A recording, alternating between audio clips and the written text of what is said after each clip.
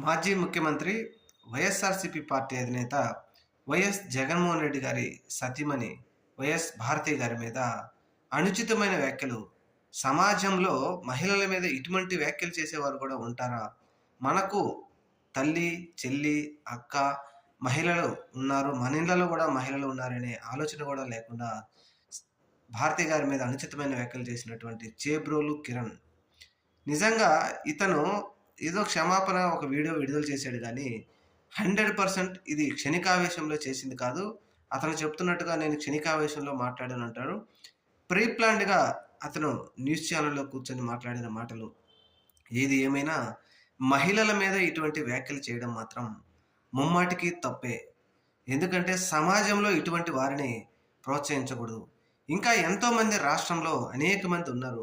అయితే తెలుగుదేశం పార్టీ ప్రభుత్వం అరెస్ట్ చేసిందని చెప్తా ఉన్నారు గానీ, ఏది ఏమైనా అది టీడీపీ వారైనా, జనసేన వారైనా, వైఎస్ఆర్‌సీపీ వారైనా, బీజేపీ వారైనా, సాధారణ పౌరులైనా ఎవరైనా సరే మహిళల మీద అనుచిత వ్యాఖ్యలు చేస్తే గనక కఠినమైన చర్యలు ఖచ్చితంగా పోలీసు వారు మాత్రం తీసుకోవాల్సిందే.